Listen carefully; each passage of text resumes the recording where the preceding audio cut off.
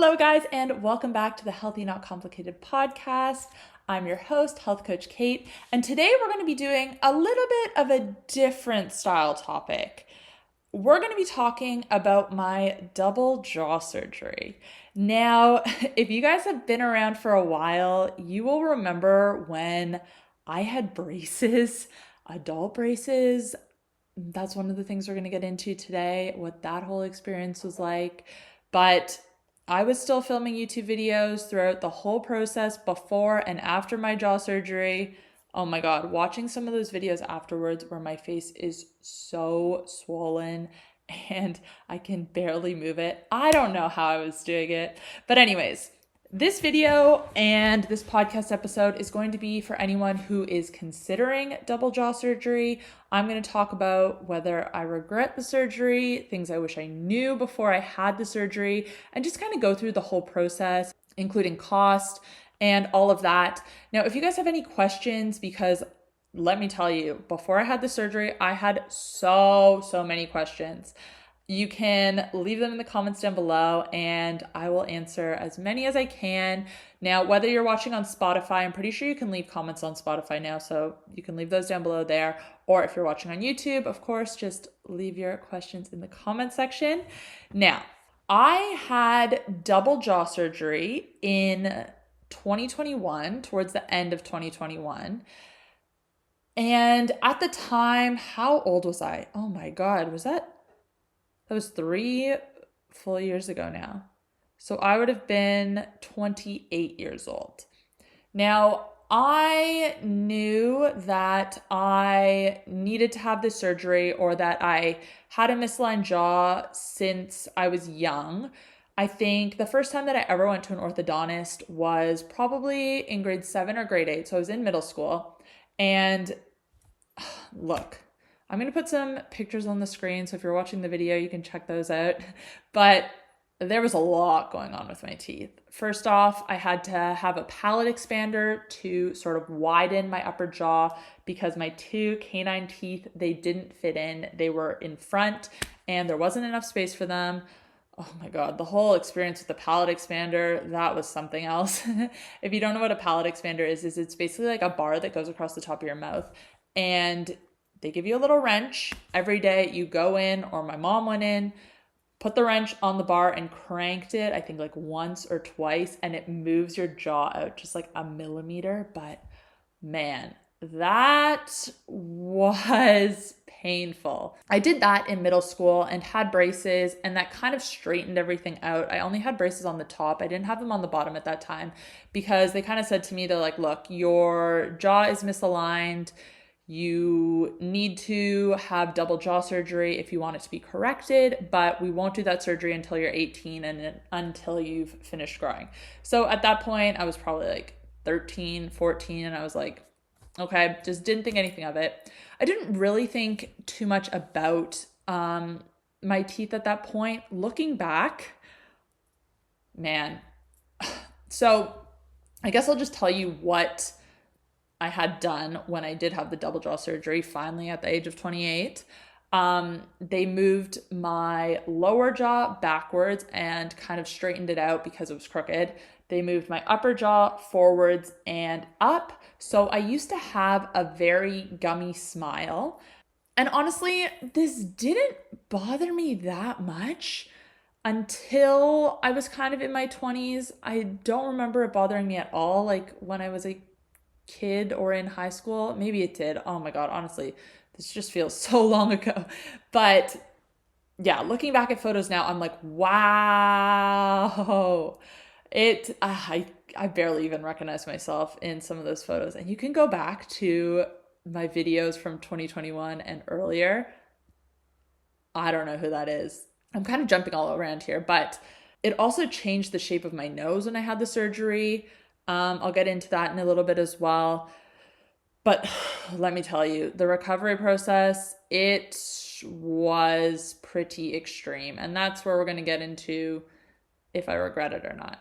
So anyways, I just wanted to make this video to kind of go over everything. I know I did something similar a few years ago, but I want to talk about it now since I'm like fully recovered and just anything I kind of didn't realize at the time or that I might have missed, and kind of just give like a little bit of an update. So one of the things, well, I skipped over this as well. So when I turned 18, I can remember the topic of like jaw surgery, my mom bringing it up to me, and I can remember going to an oral surgeon back when I lived in Canada and talking to him. And he was like, all right, if you have this surgery, you need to have braces on for a year before the surgery. We'll do the surgery. It's like a massive recovery. You can only have liquids for 8 weeks, and then you have another full year of braces. And at that time, I was 18, and I was like, hell no, I am not getting braces for 2 more years. And like I said, it didn't really bother me that much at the time. Now, as I started to like go through my 20s, I started to notice the impact that my jaw was having. Also, another thing that was going to become an issue eventually was because of how my jaw was aligned, my back teeth were clashing more, and my front teeth, they didn't meet at all. There was a lot of pressure on my back teeth, and eventually they would start to chip. Now, there was a little gap, like I just said, in my front teeth. And so anything that was really thin, I couldn't bite through. And for the longest time, I just didn't know what was wrong with me. I was just like, I'm just like, not a messy eater, but like I'd try to eat things and I'd be like, I can't bite through that. Why is this so hard for me to eat? And then I realized, oh, it's because my teeth don't line up properly. And that has been one of the best things that's come out of this surgery, is actually being able to eat properly. I didn't realize it at the time. But for instance, like if I ate something like a spring roll, obviously on the inside there's, I don't even know what it is, like a string of cabbage or carrot or whatever. I'd be able to bite through the outside and like tear through food. But if there was something thin in the middle, I would bite through, but I couldn't, because my teeth didn't meet, couldn't break through that middle bit. And so I'd like take a bite of the spring roll and then all the inside would just like come out in one bite. And I just, same with like sushi rolls, anything like that. Even like noodles, I couldn't bite through a noodle. So obviously now I eat like a lower carb diet. I don't eat a lot of like fried food like that, but still it was difficult. So as I went through my 20s, I was kind of had the idea of having this surgery in the back of my mind, and whether or not it was still going to be a possibility. I was kind of tossing up the idea. So eventually, I think it was like towards the start of COVID, or maybe it was even the start of 2021, I think, or maybe the end of 2020. COVID was happening, and I was kind of like, okay, what better time to have adult braces than now? And that's when I sort of bit the bullet, started the process. I had braces on for 6 months leading up to the surgery, which, oh, look, it is what it is. It wasn't as bad as maybe I would have thought it was. Braces are annoying just in and of themselves, and just having them as an adult, yeah, not the most fun, but also not the worst thing ever. Yeah, they are a pain to clean. Yeah, if you drink coffee, I had like the clear braces, so the elastics, they stained really easily. I always was self-conscious about what my teeth looked like in terms of just like the staining from foods I was eating or things I was drinking. That honestly wasn't the worst. So if the braces are what's holding you back, time flies. I think I had my braces on for like just over a year. So not as long as what was originally told to me when I was back in Canada. And it just depends on so many factors. But basically the thinking is they want your teeth to be in the perfect position for when you have the surgery. And then they need to remain in the perfect position after the surgery. Now, I have seen a few videos from people who didn't have braces on, and I don't know how that worked. Honestly, I would rather just have everything absolutely perfect, because it is such a big procedure. It is so precise that get the braces. Like, I don't know why you wouldn't. It's not as bad as you think. Now, the surgery itself, look, I wasn't too afraid until the actual day, and then I started to freak out a little bit. Like I said, the recovery process is pretty extreme.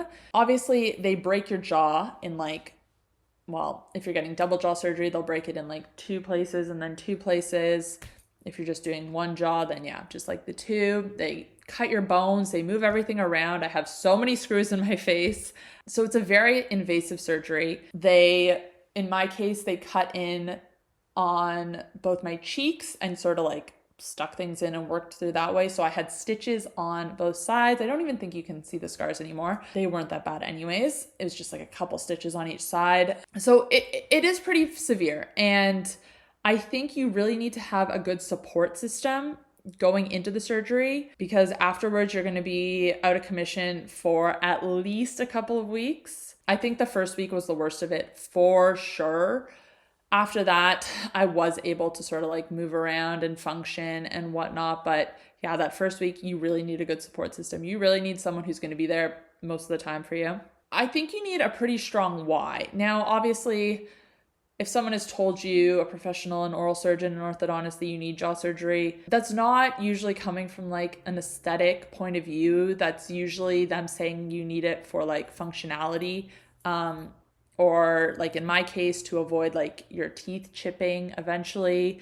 Also, like I said, I had issues with eating, which I didn't really realize were as severe as they were. Another thing that I realized after I got the surgery was how pinched my nostrils were, just because of the placement of my jaw. And even as soon as I woke up from the surgery, I felt like I could breathe so much easier through my nose. And to this day, that has been something that I still can breathe a lot easier through my nose. You guys will know that I've promote like mouth tape and like nasal breathing when you sleep here on my channel in my community, because nasal breathing, especially when you're sleeping, so beneficial. I'll link a video on mouth taping up above if you want to check that out afterwards. But I could not close my jaw comfortably. So when I was sleeping, like I was a mouth breather, and there wasn't much I could do about it because, like I said, my bottom jaw was crooked.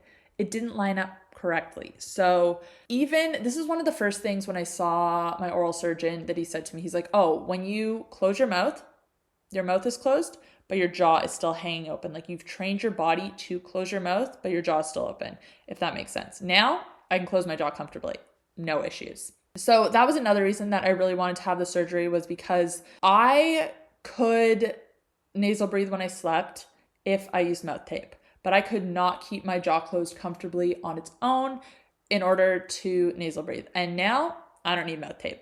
I can sleep with my mouth shut, just nasal breathe, no problem. I'm kind of jumping all over the place in this episode, so I did have a plan and I'm flailing. So hopefully you're following along, and hopefully you're finding this helpful if you're considering jaw surgery. I guess now let's talk about the recovery process. So obviously the surgery happened. I was in hospital for 2 nights, 1 night. Why can I not even remember now? I'm pretty sure I was in hospital I cannot even remember.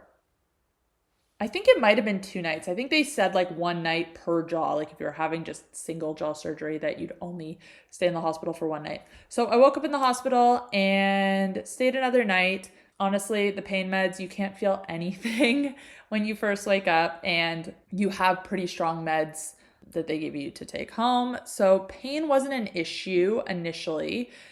The swelling, severe, so severe. And the numbness. Now, at this point, 3+ years on, I don't have 100% feeling in like my lip here. I'd say my feeling has probably come back, let's say 95%. It's just like a little tingly, and like I wouldn't notice it if I wasn't talking about it right now. This numbness, I would not say that's a reason to not get the surgery. Like I said, I barely notice it. But for some people, it can be more severe. I think for most people, it's not. That's just something to consider. The swelling, horrendous. It was actually so funny though. Like just like looking in the mirror at yourself and like you can't move and like you're so swollen and you can't feel your face. And even just like trying to eat or like drink, because you can only have fluids and soft food for the first like 4 weeks or whatever. I can remember like trying to sip and just like pouring it all down my face because I just couldn't feel anything. And I was like, oh man. So there's a little bit of a learning curve in terms of eating afterwards, but you really need to start eating right away, because I wasn't eating enough initially. And the first day I went home, I took my pain meds, didn't eat enough, and I felt so sick. I got so nauseous. I was throwing up. And throwing up when you can barely open your mouth, when you can't feel anything, that was the worst. So that will be one of my that would be one of my top recommendations, is to just make sure you start eating as soon as possible. Anything you can, even if you don't feel hungry, because you need to be eating with those pain meds. Day 4, they say, is the worst for pain and for the swelling. And I would say that's true. I was the most swollen on day 4. And if I let my pain meds wear off enough, yeah, it hurts. And you have like stitches all in the bottom and in the top here. If I tried to smile, sometimes they'd be pulling. And I can just remember one day, this was probably like my first outing. I went out with my friend to like get our nails done.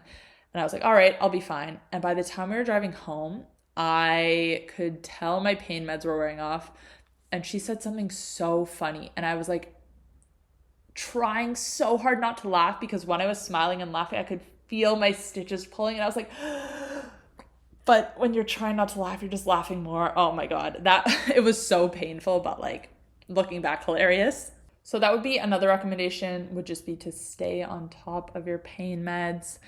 I know it can be pretty scary with all the stuff you hear about addiction and whatnot, but you just need to get through those first couple of weeks. I think probably I'll have to go back and see what I said in my previous video, but I'm pretty sure after 2 weeks, I was like, maybe even after 1 week, no, probably 2 weeks.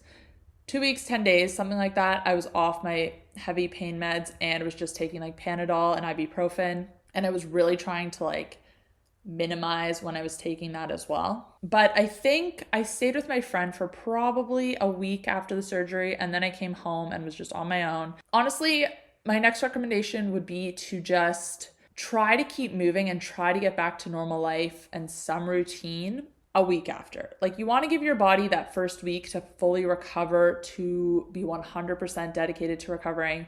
But then after that, you want to start to ease back into it. You don't want to be lying around for too much longer after that. And honestly, it's pretty boring. You can only watch so many TV shows, or I can at least. Now, I want to talk about the results, because it is obviously, like I've said, a pretty invasive surgery.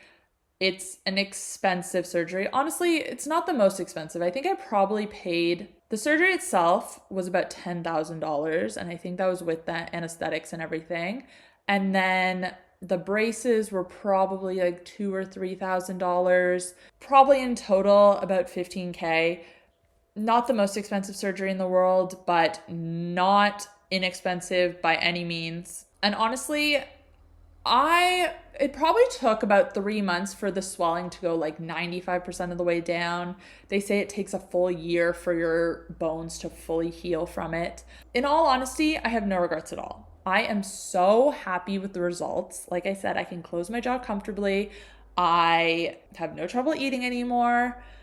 There are like a few little things, like the numbness in my lips, and also, this is going to sound weird, but like the skin that, where they stitched me up here, it's not smooth. Like, it's a little, the skin stretches in a weird way. Like, if I run my tongue sort of like that, it honestly grosses me out, because the skin is just like, I don't even know how to say it. Like, the skin that's like from the front of my lip to sort of my chin, it's an uneasy feeling. Anyways, and same thing on the top, now that I'm doing that, but you don't do it as much on the top. You don't do it on the bottom. That's just something, I don't know. You kind of, I guess in my head, I kind of just thought everything would be 100% perfect afterwards. And there's just no way that that's going to happen. Like, there's going to be little things like that. Even there's like a spot on my chin where if I touch it, yeah, like even here, it's still like a little bit tingly. Not enough to notice or anything, or to like impact my day-to-day life, but just something else to note. And there's a spot here that like, it's not like sore. I don't know how to explain it, but it's just like, yeah, like nothing on this side. This side's just a bit tingly. It's just interesting. But honestly, the recovery was so worth it. Yes, it was hard, but it wasn't impossible. I did a lot of ice rolling when I was recovering. I did a lot of red light therapy, which I really think helped to speed up my recovery. There isn't really anything I would do differently other than like trying to eat a little bit more post surgery. I relied heavily on these shakes post surgery called, or they're from Health Coach is the brand. I'll link them down below because they're like a complete meal shake that doesn't have any vegetable oil, has the right balance of like fat and protein. They're like a little bit lower in carbs. They have everything you need. They're not specifically formulated to help you recover from surgery, but they are formulated to be like a complete meal replacement.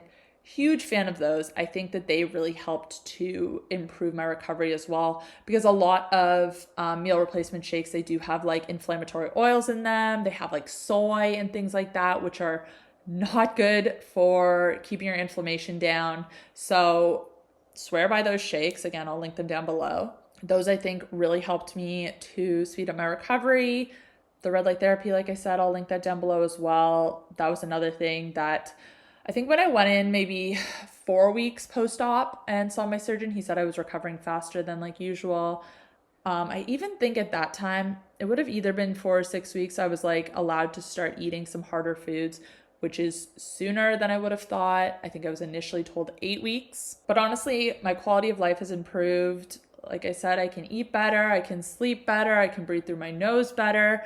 I do kind of have a little bit of a lisp now that only comes out when I talk a lot, which I do since I have a podcast and a YouTube channel and all of that.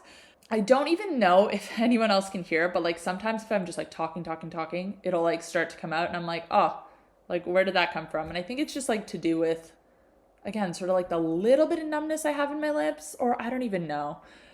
Anyways, again, that is not a reason that I wouldn't have not got the surgery if I knew that was an outcome. I'll take the lisp. I am so happy with the results, and obviously my smile is less gummy. Yeah, and I guess that is basically all I have to say. So I hope you guys found this video helpful. And like I said, if you have any questions about jaw surgery, if you are considering the surgery, if you're in Australia and you want to know more about the process here, I can definitely answer questions about that. Just leave them down below. But thank you guys for watching, and I will see you next time. Bye.